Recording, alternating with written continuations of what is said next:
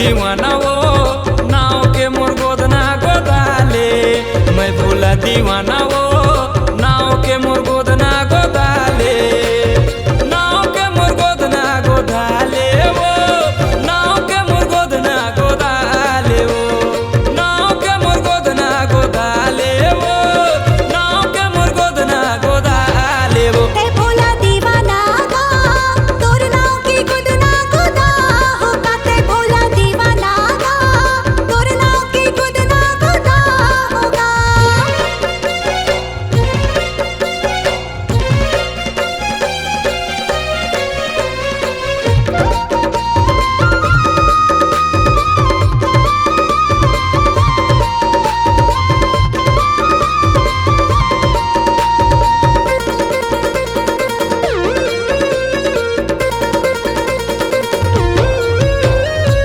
Machine वाला है वो सुजिनो है वो नई गोदावो जना अतले।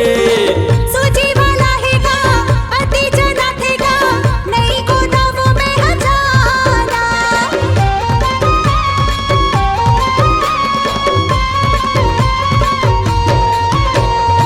मशीन वाला है वो सुजिनो है वो नई गोदावो फिरा अतले। सूजी वाला है गा अति जना थे गा नई गोदावो में हजाना। मैं भोला दीवाना वो मोर नाव के ते गोदना गोदाले। मैं हाँ तोर दीवाना वो मोर नाव के ते गोदना गोदाले।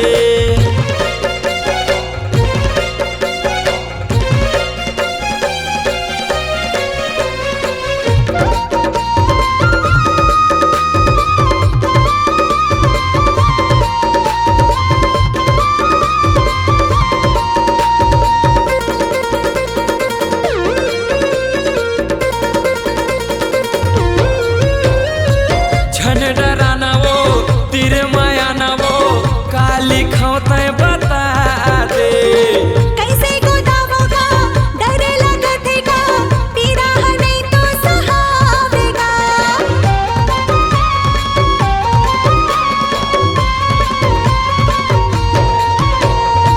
झन डराना वो तीर माया ना वो काली खौते बता दे। कैसे गोदावो गा डर लगत है गा पीरा हमें तो सहावेगा। मैं हाँ तोर दीवाना वो मोर नाव के ते गोदना गोदाले। मैं हाँ तोर दीवाना वो नाव के मोर गोदना गोदाले। नाव के मोर गोदना गोदाले वो नाव के मोर गोदना गोदाले वो नाव के मोर गोदना गोदाले वो नाव के मोर गोदना गोदाले वो। ते भोला दीवाना गा तोर नाव की गोदना गोदा होगा।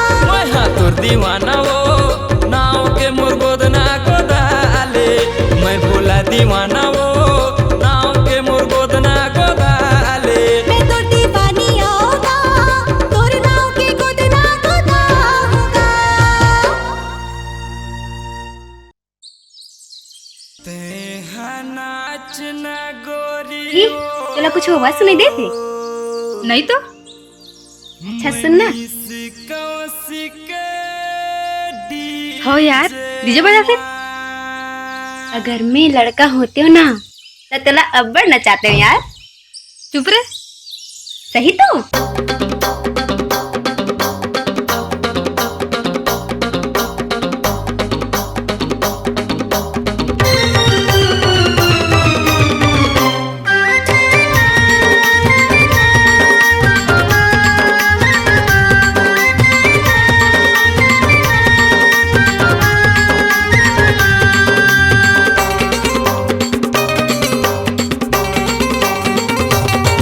ते नाचना नाचना नाचना गोरी वो मनीष कौशिक के डीजे माँ।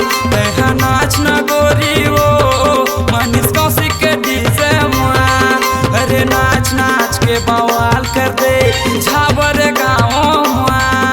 अरे नाच नाच के बवाल कर दे दीपका शहर माँ। ते हाँ नाचना नाचना नाचना गोरी वो मनीष कौशिक